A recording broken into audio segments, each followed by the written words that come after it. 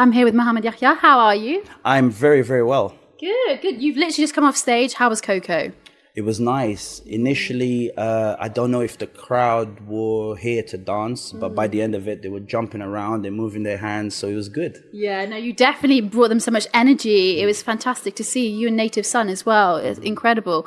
So we're here for Refugee Week. Why is it important to have events like this?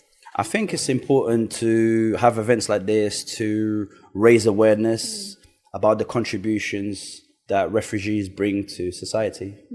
Yeah, exactly so. And we've got a diverse set of talent tonight. Who are you really looking forward to seeing? Everyone, everyone that I've seen and everyone that will be on stage are going to be amazing, but I'm really, really looking forward to seeing Lowkey and the guests that he will bring on stage. Yeah. Me too. I'm really excited.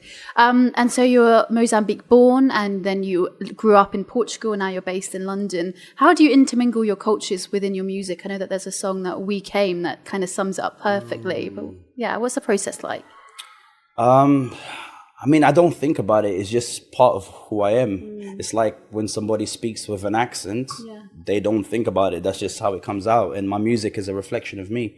So, I mean, the great music that I create, I'm only able to create it because of the talented people that I have around me. I remember being like 4, 5, maybe even, around 4, and playing Doctors and Nurses all the time. That's all we would play. And then when I was older, I realized that I was playing with dirty needles from heroin addicts. Because there was like so many heroin addicts, and we were playing Doctors and Nurses because, there was needles, But I didn't realize that until much later in my life. But yeah. How has those experiences influenced your music and you as a person? I think it's made me be more understanding to struggles that people go through on a daily basis. It's made me want to create music to give a voice to the voiceless. And I guess it's made me the person who I am today. Yeah. And you cover a lot of topics in your music. Is there a topic that you find particularly challenging or you like to focus on? Not really. Not one specific topic. So I like to talk about love. I love to talk about peace. I like to talk about justice. I like to address human rights abuses, like just different things, whatever I feel that, or things, whether it's personal things that are going on in my life or things that I see. Yeah, topics that need to be addressed. Absolutely, absolutely. And when people listen to music, what do you want them to take away from it?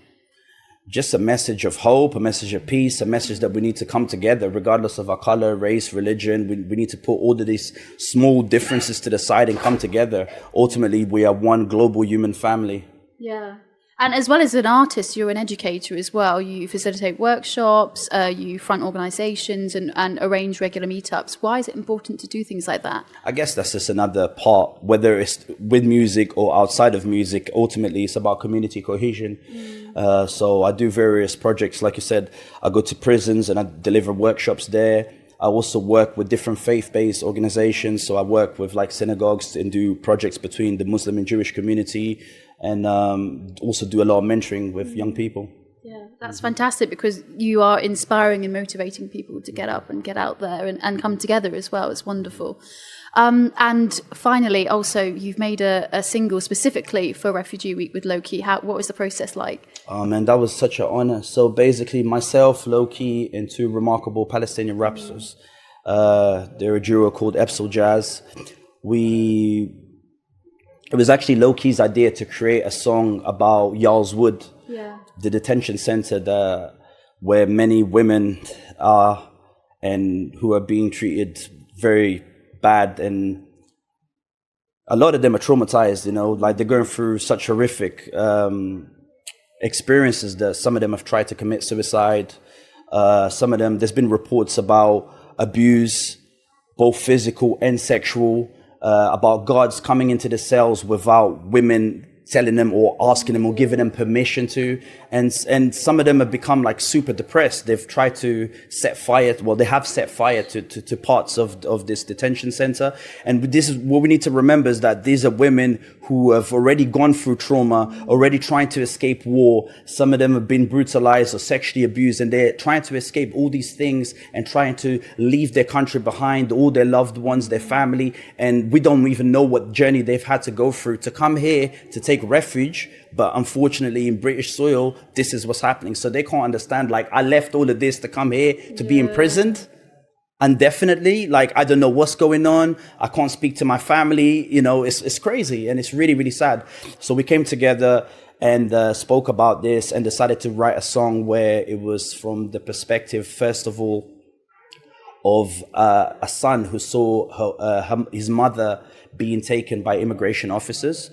And then the second part is the husband of this woman speaking to the translator about the impact that this has had in his life. And then thirdly, it's a conversation between the husband, the translator, and the woman's lawyer, and he's telling her the conditions that she's going through. Crikey, that's so powerful. I hope through your song and talking about it that we can highlight the injustice there and something can be done. Thank you so much for taking the time to talk to us. Thank you so much. Thank